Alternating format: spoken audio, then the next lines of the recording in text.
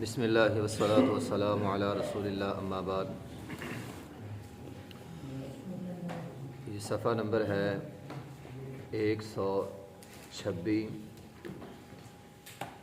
اور آیت نمبر ہے 153۔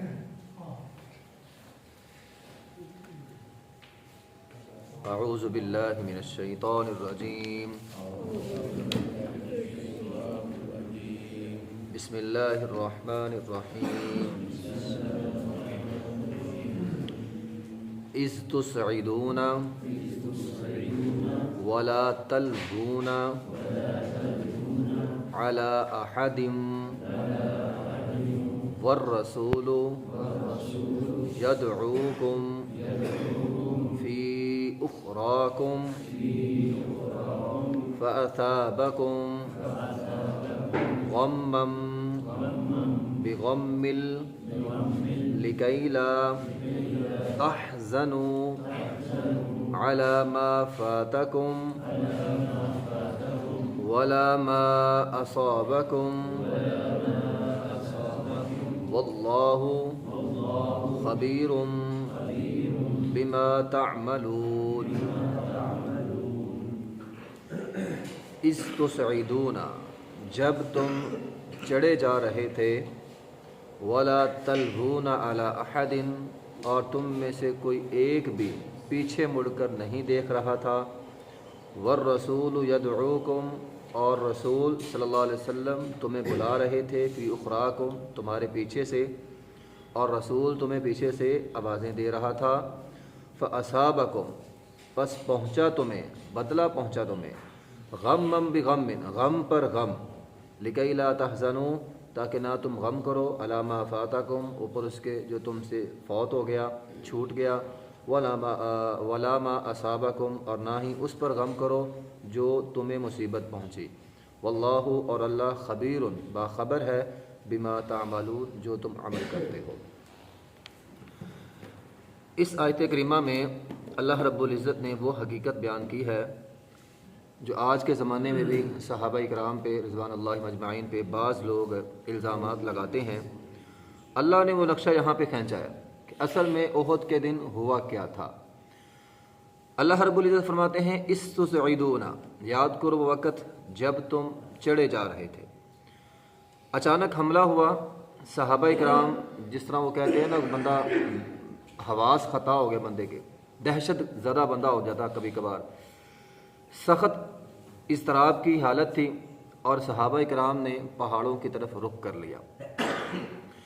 ولا تلوون علی احد، پیچھے مڑ کر کوئی بھی نہیں دیکھ رہا تھا، سب اوپر ہی چڑھی جا رہے تھے، پیچھے مڑ کر کوئی نہیں دیکھ رہا تھا۔ والرسول یدعوکم، اور رسول صلی اللہ علیہ وسلم تمہیں آوازیں دے رہے تھے، فی اخراکم، تمہارے پیچھے سے۔ اب وہاں پہ ہوا کیا؟ اچانک ایک حملہ ہوا۔ نبی علیہ الصلوۃ والسلام کے ساتھ ایک حدیث میں ہے 9 افراد تھے، صرف 9 افراد کے علاوہ باقی سارے پہاڑوں کی طرف جا رہے ہیں، نبی علیہ الصلوۃ والسلام پیچھے سے بلا رہے ہیں۔ اب نبی علیہ الصلوۃ والسلام کے سامنے 2 راستے تھے، یا تو آپ یہ کرتے کہ اپنے جو 9 لوگ آپ کے ساتھ تھے ان 9 لوگوں کو لیتے اور کسی محفوظ مقام پہ چلے جاتے، وہ 9 لوگ آپ کے جان نثار آپ کو کسی محفوظ مقام پہ لے جاتے۔ دوسرا راستہ یہ تھا کہ نبی علیہ الصلوۃ والسلام وہاں پہ کھڑے ہو کر آواز لگاتے صحابہ اکرام کو۔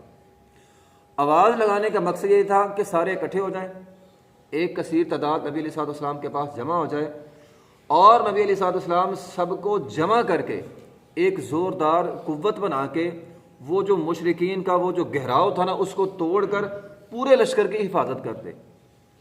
یہ دوسرا طریقہ مشکل تھا، پہلا طریقہ آسان تھا۔ نبی علیہ الصلوۃ والسلام نے اپنی جان، صرف اپنی جان یا 9 لوگوں کی جان بچانے کی بجائے نبی علیہ الصلوۃ والسلام نے دوسرے راستے کا انتخاب کیا۔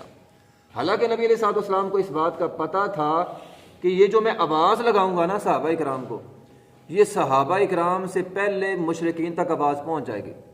صحابہ دور ہیں، مشرک پاس ہیں، یہ آواز ان تک پہنچے گی، جان کا خطرہ بھی ہے۔ لیکن نبی علیہ الصلوۃ والسلام چونکہ آپ اس وقت لیڈر بھی تھے، آپ کمانڈر بھی تھے، تو آپ نے اپنی جان کی پرواہ نہ کرتے ہوئے دوسرے راستے کا انتخاب کیا، صحابہ کو آواز لگائی تاکہ سارے اکٹھے ہوں اور ایک قوت بنا کر مشرکین کا یہ جو گھیراؤ ہو نا آگے سے پیچھے سے اس کو توڑا جا سکے۔ پھر ہوا وہی جس کا خدشہ بھی تھا، نبی علیہ الصلوۃ والسلام نے آواز لگائی، وہ آواز صحابہ سے پہلے مشرق تک پہنچ دی۔ خالد بن ولید جو اس وقت ابھی کافر تھا، مشرک تھا، اس نے وہ آواز سن لی۔ اب اس نے آواز سن کے وہ حملہ کیا۔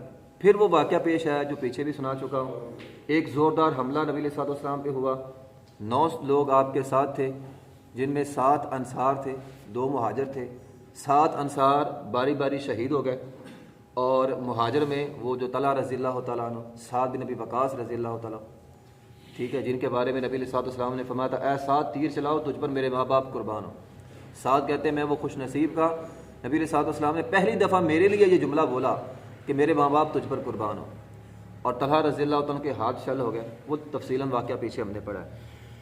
تو ابوبکر صدیق رضی اللہ فرماتے ہیں کہ میں وہ شخص پہلا تھا جو نبی علیہ الصلوۃ والسلام کے پاس پہنچا۔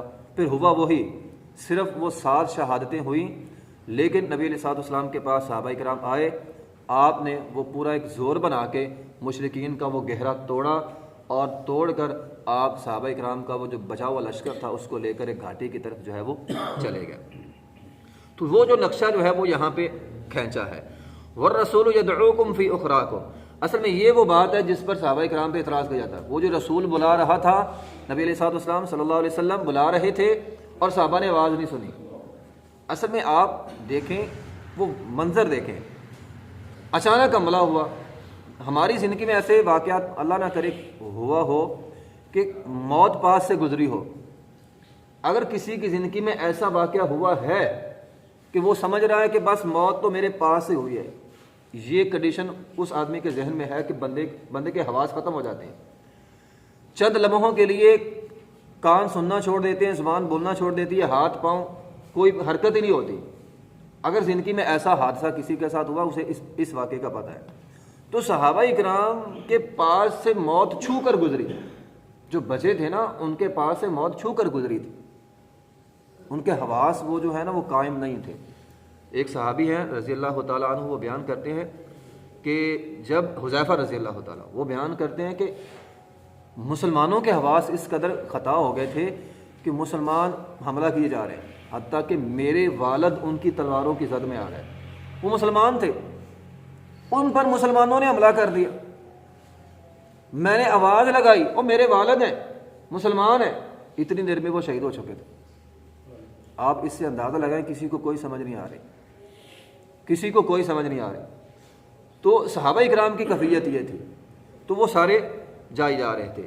تو بہرحال یہ ایسا ہماری زندگی کے ساتھ بھی، اگر اللہ نہ کرے کسی کی زندگی کے ساتھ ہوا ہے، کوئی بہت قریبی شخص، بہت چاہنے والا، اچانک اس کی موت کی خبر مل جائے، انسان کے حواس خطا ہو جاتے ہیں، بندے کو سمجھ نہیں آتی کیا کرنا ہے۔ وہ یار ابھی تھا، ابھی میں مل کے آیا اسے، بندے کو سمجھ نہیں آتی، اب زبان بولتی نہیں ہے، کان سننے سے قاصر ہو جاتے ہیں بندے کے۔ تو ایسی کیفیت تھی۔ آگے اللہ تعالیٰ نے فرمایا فَأَصْحَابَكُمْ غَمًّا بِغَمٍّ، یہ جملہ ہے۔ یہ صحابہ کرام کی حالت کیوں ہوئی؟ یہ حواس ان کے خطا کیوں ہو گئے؟ رسول انہیں بلا رہا ہے، آواز ان تک نہیں جا رہی، یا اگر جا بھی رہی ہے تو وہ سن نہیں رہے۔ وہ صحابہ جو پلک جھپکنے پہ آپ کے پاس آ جاتے تھے، آپ پہ جان نشاور کر دیتے تھے، ایسا کیا ہو گیا کہ وہ آواز نہیں سن پا رہے؟ اگر سن پا رہے ہیں تو آپ کے پاس نہیں آ رہے، وہ کیا وجہ ہے؟ وہ وجہ بھی قرآن نے ساتھ بیان کر دی ہے۔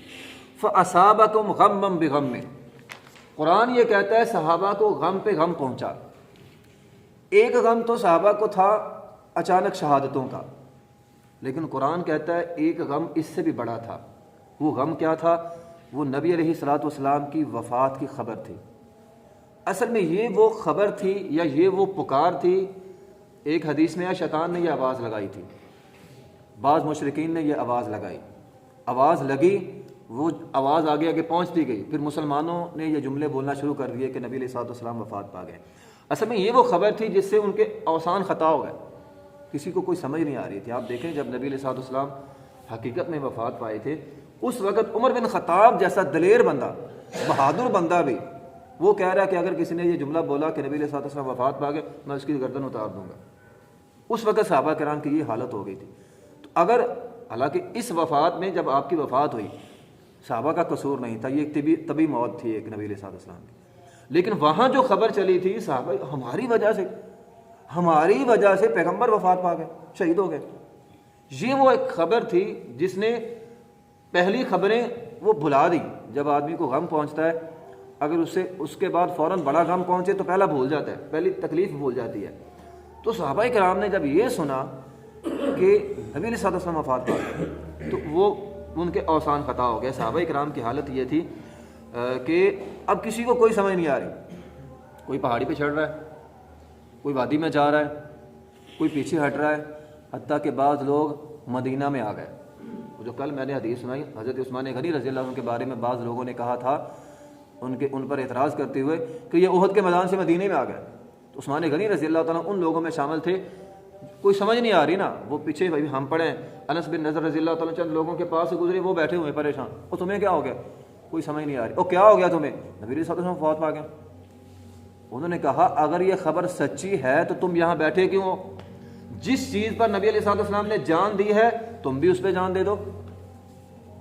ہمارا رب زندہ ہے ابھی، دین پر نبی علیہ الصلوۃ والسلام نے جان دی ہے، دین کی حفاظت پہ تم بھی جان دے دو۔ تو ایسے واقعات پھر ہوئے۔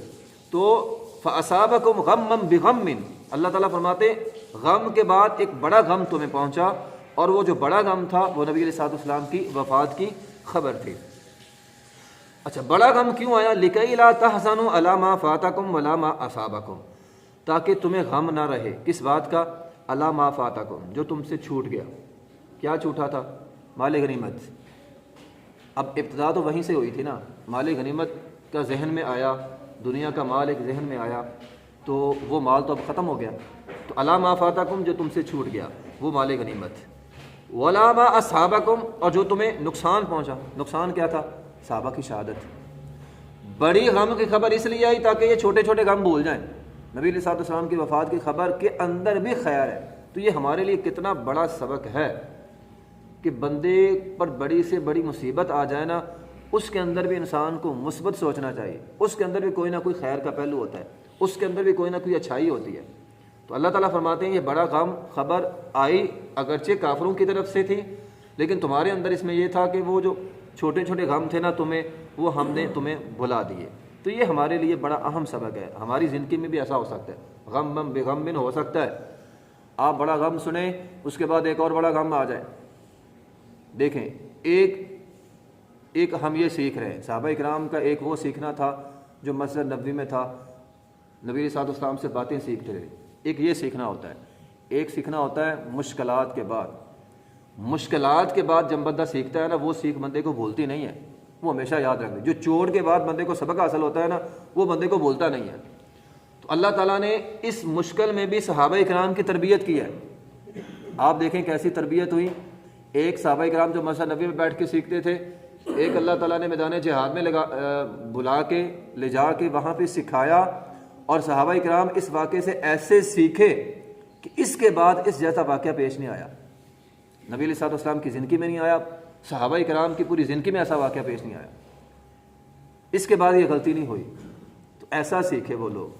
تو جو چوٹ کے بعد بندہ سیکھتا ہے نا، وہ بڑا سیکھتا ہے۔ تو اگر انسان کو زندگی میں چوٹ لگ جائے تو اس کے اندر مثبت پہلو تلاش کرنا چاہیے، اللہ کی جو حکمت ہے، جو اس کے اندر وہ جو خیر ہے، اسے بندہ تلاش کرے اور بندہ سیکھے تاکہ دوبارہ وہ غلطی نہ ہو۔ اللہ تعالیٰ نے صحابہ کرام کو بھی سکھایا۔ تو اللہ تعالیٰ فرماتے ہیں واللہ خبیر بما تعملون، ٹھیک ہے، یہ غم پہ غم ہم نے دیے اس لیے کہ اللہ تمہارے سارے حالات کو جانتا تھا۔ اللہ تعالیٰ نے تمہیں سمجھانا تھا، تمہیں میدان جہاد میں لے جا کر تمہاری تربیت کرنی تھی، تو وہ اللہ تعالیٰ نے کر دی۔ اس کے بعد وہ جو نبی صحابہ کرام کے دلوں میں وہ جو تھوڑی سی مال کی محبت آئی تھی نا، یہ ختم ہو گئی۔ اب اس واقعے کے بعد انہوں نے کہا آج کے بعد ہمارے دلوں میں مال نہیں آئے گا کبھی بھی۔ تو واقعی اس کے بعد کبھی نہیں آیا، اور صحابہ کرام نے اس واقعے سے سیکھا۔ تو آج کے زمانے میں صحابہ کرام کا یہ اعتراض ہے، لوگ پورا واقعہ لوگوں کو پتہ نہیں ہوتا، صرف ایک آدھی بات لی، وہ جو بھاگ گئے تھے سارے چلے گئے تھے، وہ گئے نہیں تھے۔ وہ کیفیت بڑی دردناک تھی، تو جس کیفیت میں صحابہ کرام کے حواس باختہ ہو گئے، اور اس اصل میں جو خبر تھی نبی علیہ الصلوۃ والسلام کی وفات کی خبر تھی، تو اس وجہ سے صحابہ کرام جو ہے وہ وہاں سے چلے گئے۔ لیکن اس میں خیر کا پہلو یہ ہوا کہ صحابہ کرام کی تربیت ہوئی، تربیت کے لیے اللہ تعالیٰ نے صحابہ کرام پر یہ آزمائش ڈالی تھی۔ وآخر دعوانا الحمد للہ رب العالمین۔